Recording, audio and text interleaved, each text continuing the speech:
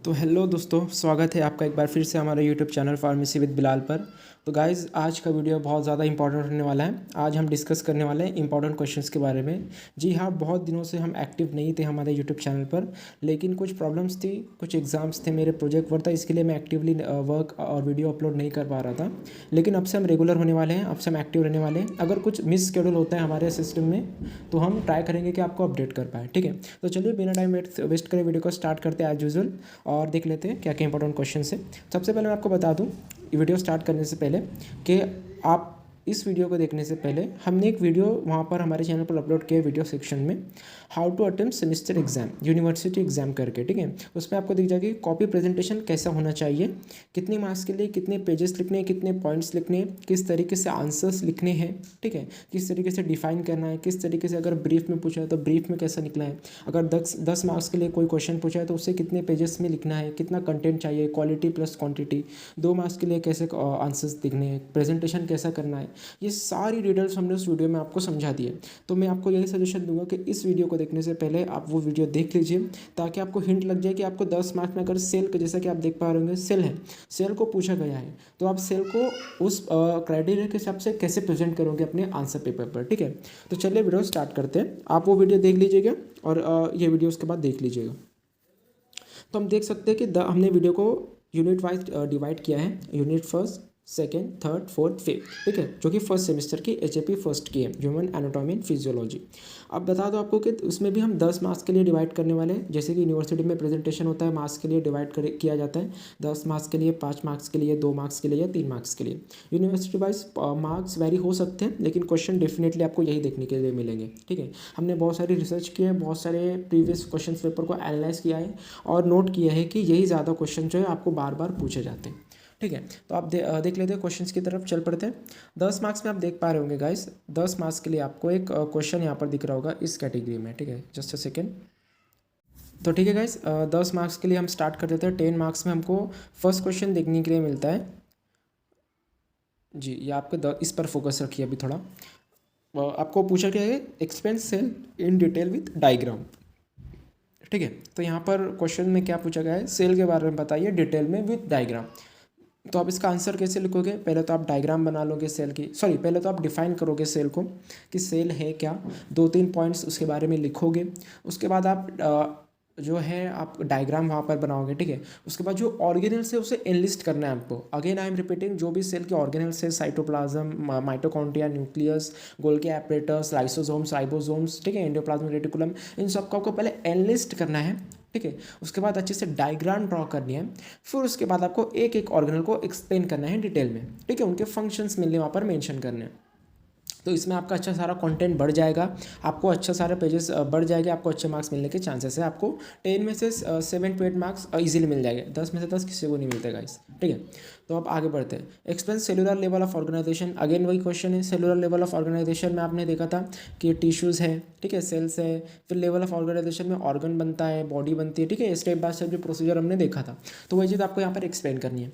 उसके बाद देख लेते हैं कि explain tissue level of organisation. ये भी इंपॉर्टेंट क्वेश्चन है, आप हमारे वीडियो लेक्चर्स को ज़रूर एक बार गो थ्रू कर लीजिएगा। ठीक है, आपको बहुत सारी हेल्प हो जाएगी उससे। तो ये क्वेश्चन आप देख सकते हो। तो ठीक है, ये हो गया हमारा 10 मार्क्स के लिए यूनिट फर्स्ट। ठीक है, अब बढ़ते हैं 2 मार्क्स की तरफ। ठीक है, 2 मार्क्स की बात करें अगर गाइज, तो यहाँ पर हमने कुछ इंपॉर्टेंट क्वेश्चन नोट डाउन किए हैं, जो कि पूरी यूनिट फर्स्ट में सिर्फ 4 ही निकल कर आए हैं ज़्यादातर। आप देख सकते हो कि होमियोस्टेसिस इंपॉर्टेंट टॉपिक है। अब 2 मार्क्स के लिए हमने उस, जैसा कि मैंने आपको पहले भी बताया, आप वो वीडियो एक बार चेकआउट कर लीजिएगा कि how to attempt semester exam, जो कि आपको हमारे चैनल के वीडियो सेक्शन में ज़रूर मिल जाएगी। ठीक है, तो आप देख लीजिएगा कि 2 मार्क्स के लिए कितना कंटेंट आपको डालना है। तो आप क्वेश्चन देख लीजिए। डिफाइन होमियोस्टेसिस है, definition and scope of anatomy and physiology सबसे बेसिक क्वेश्चन है, एनी 2 बेसिक एनाटॉमिकल टर्मिनोलॉजीज है, और सेल जंक्शन है। ये 4 इंपॉर्टेंट टॉपिक्स है, इंपॉर्टेंट क्वेश्चन है जो 2 मार्क्स में आपको मिलते हैं। अब सॉरी, जो सेकेंड है वो 5 मार्क्स के लिए है।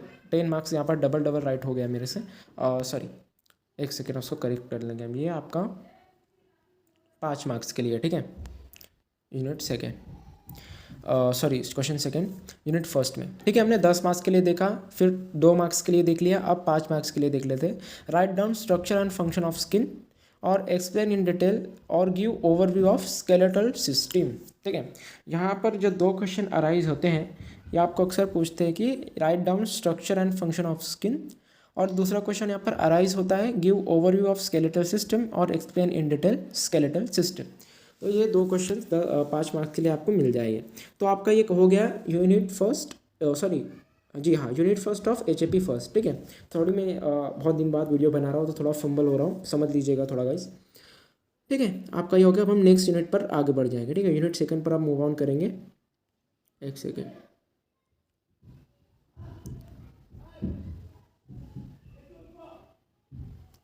ठीक है, तो ये आपका यूनिट सेकंड हो गया।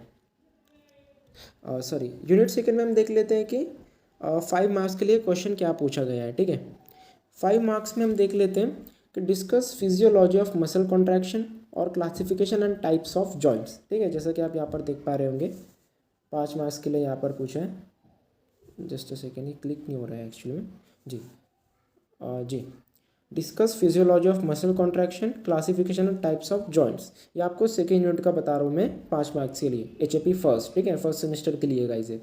अब 2 मार्क्स में आप देख पा रहे होंगे डिफाइन न्यूरोमस्कुलर जंक्शन। ठीक है, उसके बाद यूनिट थर्ड पर आ जाते हैं। यूनिट थर्ड थोड़ा वाइड है गाइस, आप देख सकते हो क्वेश्चन ज़्यादा अराइज हुए इस यूनिट से।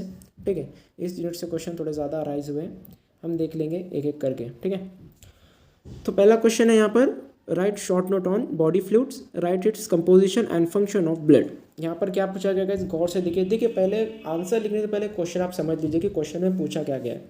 आपको यहाँ पर पूछ रहा है कि शॉर्ट नोट लिखिए बॉडी फ्लूइड्स के बारे में। ठीक है, बॉडी फ्लूइड्स में क्या है उसके बारे में शॉर्ट नोट एक बता दीजिए, और बॉडी फ्लूइड के कंपोजिशन क्या है और उसका फंक्शन क्या है, फंक्शन ऑफ ब्लड। ठीक है, बॉडी फ्लूइड में आपका ब्लड ही आएगा, उसके कंपोजिशन क्या आपका प्लेटलेट से, RBC से, WBC से। ठीक है, उसके बाद आपका उसका फंक्शन क्या है, ब्लड का फंक्शन क्या है। ठीक है, वो सब आपको यहाँ पर एक्सप्लेन करना है 10 मार्क्स के लिए। उसके बाद दूसरा क्वेश्चन यहाँ पर अराइज होता है यूनिट थर्ड में, define lymphatic system with lymphatic circulation and function of lymphatic system. तो ये आपको 10 मार्क्स के लिए पूछा जाता है। ठीक है, लिम्फेटिक सिस्टम के बारे में बता दीजिए भाई। अब आपको 5 मार्क्स में यहाँ पर क्या दिया गया है, एक्सप्लेन फॉर्मेशन ऑफ हीमोग्लोबिन। ठीक है, आप देखिए यहाँ पर गौर कीजिए थोड़ा।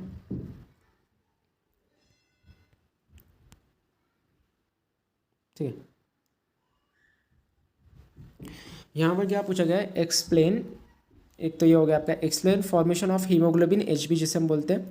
उसके बाद मैकेनिज्म ऑफ कोआगुलेशन, कि कोआगुलेशन होता कैसे है उसका मैकेनिज्म बताइए। ठीक है, हमने देखा कि क्लॉट फॉर्मेशन होता है, जब भी कोई हमें चोट लगती है तो क्लॉट फॉर्म हो जाता है, थोड़ा ब्लड बहता है, उसके बाद ब्लड फ्लो होना बंद हो जाता है। क्यों होता है, क्योंकि वहाँ पर कोआगुलेशन हो जाता है। ठीक है, उसका मैकेनिज्म की वीडियो भी हमने शायद से अपलोड की है, आपको वीडियो सेक्शन में मिल जाएगी। उसके बाद बात करें हम ब्लड ग्रुपिंग की। ठीक है, ब्लड ग्रुपिंग में क्या है, और RH फैक्टर। ये जो 4 पॉइंट है 5 मार्क्स के लिए, ये 5 मार्क्स के लिए इंपॉर्टेंट है। ठीक है, 5 मार्क्स के यहाँ पर बात कर रहा हूँ मैं। तो ये आपका हो गया यूनिट थर्ड 10 मार्क्स और 5 मार्क्स में। ठीक है, 10 मार्क्स में हमने 2 क्वेश्चन देखे बॉडी फ्लूइड्स के बारे में और लिम्फेटिक सिस्टम के बारे में। 5 मार्क्स में आपको 4 क्वेश्चन मिलते हैं यहाँ पर, हीमोग्लोबिन, कोआगुलेशन, ब्लड ग्रुपिंग और RH फैक्टर। ठीक है, अब आगे बढ़ते हैं। अब यूनिट थर्ड के हम 2 मार्क्स में अगर हम 2 मार्क्स की बात करें तो यहाँ पर आपका क्वेश्चन अराइज होता है कि डिफाइन हीमोपोएसिस। ठीक है, उसके बाद define anaemia, disorder of blood और डिफाइन RH सिस्टम। ठीक है, आपको हीमोपोएसिस बताना है, यहाँ पर क्या होता है, एनीमिया बताना है। ठीक है, उसके बाद डिसऑर्डर ऑफ ब्लड क्या है, ब्लड के जो भी डिसऑर्डर है आपको एनालिस्ट कर देने, और RH सिस्टम वहाँ पर बताना है। ये जो क्वेश्चन है गाइस मैं आपको बता रहा हूँ, मैं अगेन आपको बताना चाहूँगा ये एनालाइज क्वेश्चन है और ये रिपीटेड क्वेश्चन है जो बार बार पूछे जाते हैं। तो आप ज़रूर इसको पढ़ कर ही जाइएगा एग्ज़ाम के लिए। अगर आप इतना भी पढ़ते हो तो आपको ईजिली आप अच्छे से अच्छा मार्क्स स्कोर कर सकते हो और पास तो हो ही जाओगे। अब बात करें यूनिट 4 की, तो यूनिट 4 पे थोड़ा मूव ऑन कर लेते हैं। वीडियो थोड़ा लेंथी हो गया है, सोचा नहीं था इतना लेंथी होगा, लेकिन बीच बीच में जो पॉइंट्स बताना है वो भी ज़रूरी है गाइस। ठीक है, तो अब यूनिट 4 में हम थोड़ा फोकस कर लेते हैं। यूनिट 4 हमारा क्या बताता है, 5 मार्क्स में हमको 2 क्वेश्चन मिल रहे हैं यहाँ पर। ठीक है, 5 मार्क्स में जो 2 क्वेश्चन मिल रहे हैं वो देख लेते हैं। पहला तो है आपका difference between sympathetic and parasympathetic nervous system. ठीक है, उसके बाद दूसरा क्वेश्चन आपका आ जाता है discuss about cranial and spinal nerves. ठीक है, स्पेशली ब्रैकेट में हमने यहाँ पर दिया है फंक्शंस बता दीजिए इसके। ठीक है, difference between sympathetic and parasympathetic nervous system. उसके बाद discuss about discuss about cranial and spinal nerves. ठीक है, ये जो 2 चीज़ हैं आपको वहाँ पर बताना है। ठीक है, 5 मार्क्स के लिए। अब 2 मार्क्स की बात करें, सॉरी, ठीक है, अब 2 मार्क्स में यहाँ पर आपको क्वेश्चन दिख रहा होगा आई डिसऑर्डर और ईयर डिसऑर्डर। ठीक है, 2 मार्क्स के लिए ज़्यादा यहाँ पर बन नहीं रहा है, 10 मार्क्स का क्वेश्चन तो यहाँ पर अराइज हो नहीं रहा है। तो आप देख सकते हो 2 मार्क्स के लिए आपको आई डिसऑर्डर और ईयर डिसऑर्डर के बारे में एक्सप्लेन करना है। अब यूनिट 5 की बात करें तो यूनिट 5 में आप देख सकते हो 10 मार्क्स के लिए हमने क्वेश्चन लिखा है 2 और 5 मार्क्स, ठीक है। 10 मार्क्स में आपका देख सकते हो 10 मार्क्स के लिए डिफाइन एनाटॉमी ऑफ हार्ट, ठीक है। Define anatomy of heart and blood circulation in heart.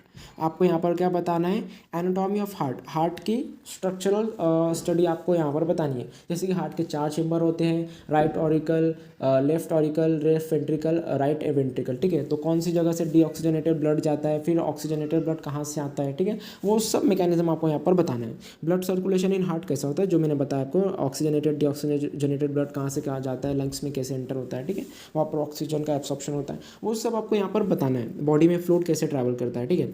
अब बात करें कार्डियक साइकिल की, ठीक है। यहाँ पर सॉरी, कार्डियक साइकिल 10 मार्क्स के लिए भी क्वेश्चन आ रहा होता है, इंपॉर्टेंट क्वेश्चन है गाइस, तभी हमने यहाँ पर मेंशन किया है। कार्डियक साइकिल में आप क्या बता सकते हो ना कि कार्डियक जो पर्टिकुलर एक हार्ट रेट होता है कि इतने इतने इम्पल्स में कार्डियक साइकिल होती है, कुछ सेकेंड से उसका लेक्चर हम कोशिश करेंगे कि कार्डियक साइकिल पर एक इंपॉर्टेंट लेक्चर है जो अपलोड कर दे जल्द से जल्द। अगर नई लेक्चर अपलोड होता है गाइस तो आप ज़रूर इसे पढ़ कर जाइएगा, इंपॉर्टेंट क्वेश्चन से। अब 5 मार्क्स की बात करें तो what is cardiac output, define ECG, electric cardiogram, ठीक है, इलेक्ट्रोकार्डियोग्राम पे हम बोलते हैं। रेगुलेशन ऑफ ब्लड प्रेशर, ठीक है, ब्लड प्रेशर को रेगुलेट कैसे किया जाए, अगर बढ़ जाए तो कम कैसे करें, अगर कम है तो बढ़ाए कैसे, ठीक है, मेंटेन कैसे करें उसे, रेगुलेशन उसे बोला जाता है। तो 5 मार्क्स से हम 3 क्वेश्चन देख सकते हैं, what is cardiac output, define ECG और रेगुलेशन ऑफ ब्लड प्रेशर, ठीक है। तो इतने क्वेश्चन है, 2 मार्क्स में आपको मिल जाता है define cardiac output, pulse rate और डिसऑर्डर ऑफ हार्ट, ठीक है। इतनी चीज़ मैंने आपको बता दी, आप स्क्रीनशॉट लेकर इन सबको देख सकते हो, ठीक है। मैं थोड़ा वेट कर लेता हूँ, ठीक है, आप स्क्रीनशॉट ले लीजिए इसका या फिर नोट डाउन कर लीजिए, ठीक है। इतने सारे क्वेश्चन आपको एचएपी फर्स्ट के लिए मिल जाएंगे, ठीक है। आज का वीडियो हमारा एचएपी फर्स्ट के बारे में ही था। कोशिश करेंगे कि हम जल्द से जल्द एनालिसिस है आपका, इनऑर्गेनिक केमिस्ट्री है, सूटिक्स है, फार्मास्यूटिक्स, इनके भी इंपॉर्टेंट क्वेश्चन अपलोड कर दे ताकि आपको एग्जाम में इसकी हेल्प हो जाए, ठीक है। Thank you so much for your valuable time guys, और माफ़ी चाहूँगा इतने दिन बाद वीडियो अपलोड हो रहा है, लेकिन अब से हम रेगुलर लेंगे। और प्लीज़ आपको अगर ये वीडियो ज़रा भी पसंद आएगा तो वीडियो को लाइक कीजिए, अपने दोस्तों में शेयर कीजिए और ज़्यादा से ज़्यादा दूसरों की मदद कीजिए, ठीक है। Thank you so much, have a great day.